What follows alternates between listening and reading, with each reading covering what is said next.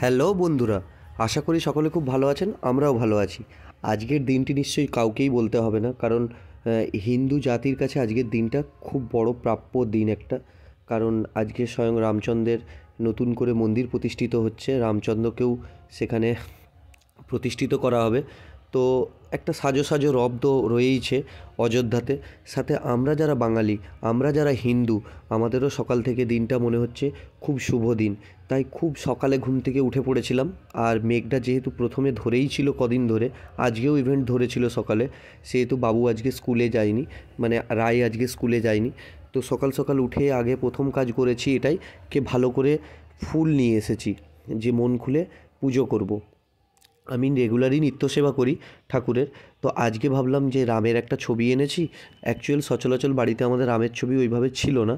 তো মন থেকে রামের পুজো হতো, বাট রামের ছবি ওইভাবে ছিল না।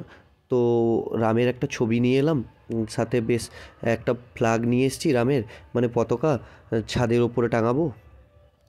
আর ভালো করে পুজো করব, এরকম একটা চিন্তাভাবনা নিয়েই সকাল সকাল ফুল টুল নিয়ে বাড়িতে স্নান করে ঠান্ডার মধ্যে খুব ভালোভাবে মন দিয়ে বসলাম পুজো করতে। তো ভাবলাম যে তোমরাও একটু দেখো, কারণ প্রত্যেকের বাড়িতেই আজকে স্বয়ং রামচন্দ্র দেবের পুজো হবে। তো আমি ভাবলাম কি আমিও একটু মন থেকে পুজো করি। আর এটা হলো আমাদের ঠাকুর ঘর, 12 মাসই আমাদের ঠাকুর এইভাবে রেগুলার পুজো হয়। কারণ তোমরা দেখতে পাচ্ছ নারায়ণ আছে আমাদের। তো আমি নারায়ণটা তারাপীঠে একবার খুব ছোটোবেলায় গুড়িয়ে পেয়েছিলাম, তারপরে আমাদের বাড়িতে সেটা প্রতিষ্ঠা করা হয়। ইভেন তারপর থেকে আমাদের হয় আমাকে নাই বাবাকে বা আমার ভাইকে, মানে কাকুর ছেলে একজন আমার কাছে থাকেন। তো কেউ না কেউ আমাদের পুজো তো করতেই হয়। নারায়ণের সেবা সম্পর্কে হয়তো অনেকেই জানো। তো বেশ মন থেকে পুজো করছিলাম, তো ভাবলাম কিছুটা অংশ তোমাদের সাথে শেয়ার করা যাক।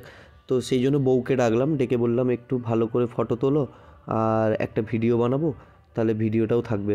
কারণ আজকের দিনটা আমাদের কাছে সত্যিই খুব শুভ। তার প্রথম কারণ হচ্ছে এমনিই রেগুলার প্রত্যেকটা দিনই কোনো না কোনো দেব দেবীর বার থাকে। হ্যাঁ, তো আজকের দিনটি যেন বেশ আমাদের কাছে একটা নতুনত্ব কিছু বয়ে নিয়ে আসছে। মন থেকে একটা এরকমই ফিলিংস হচ্ছে, চারিদিকে জয় শ্রীরাম ধ্বনি।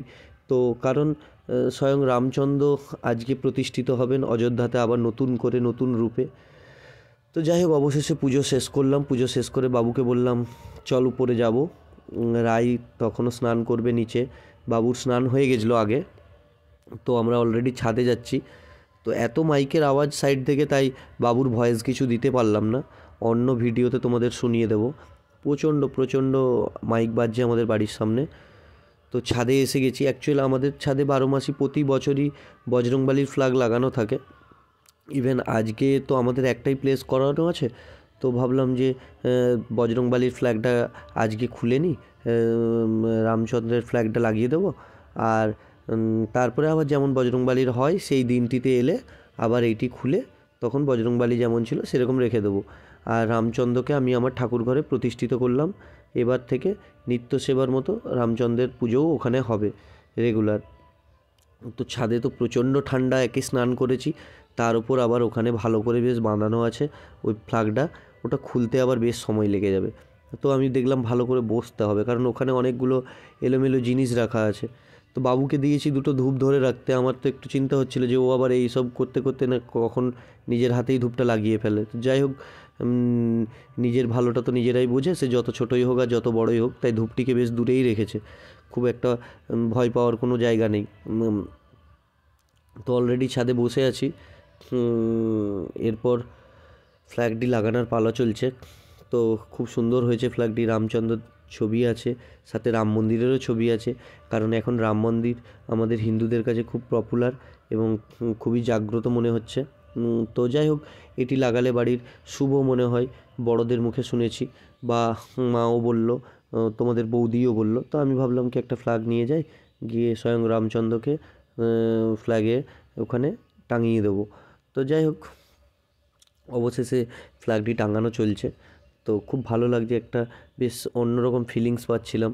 কারণ যাওয়ার তো ইচ্ছে সকলেরই হয়, কিন্তু আজকের দিনটা তো অনেক রেস্ট্রিক্টেড, ওখানে অনেক সিস্টেম। সো আমাদের চিন্তাভাবনা হয়েছে, কথাবার্তাও হয়েছে যে আমরা একটু ঠান্ডাটা কমলে, বাবুর স্কুল যদি ছুটি থাকে তাহলে তখন আমরা যাব।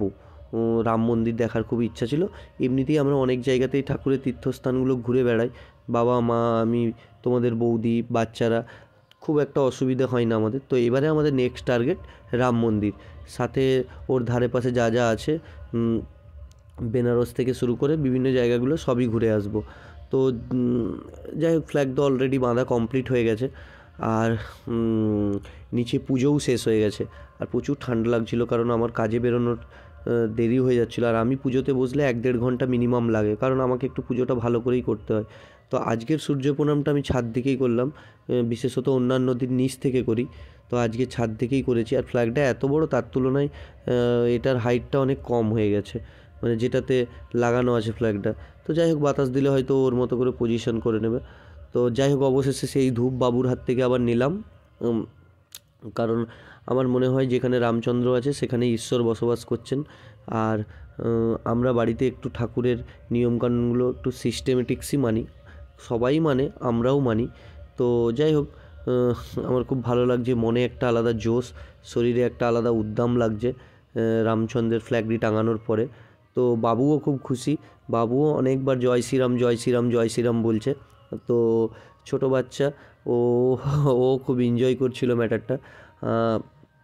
তো একটি মুহূর্তে দেখলাম হঠাৎ বাতাস দেওয়া শুরু করেছে, আর ফ্ল্যাগটি খুব সুন্দরভাবে উড়ছে। তো আমি তোমাদের বৌদিকে বললাম, এই ক্লিপটা একটু নাও না, খুব ভালো লাগছে দেখতে, মনটা খুব ভালো লাগে। ফ্ল্যাগ যখন বাতাসে ওড়ে তখন দেখতেও খুব সুন্দর লাগে, আর নিজের ফিলিংসটাও খুব ভালো হয়।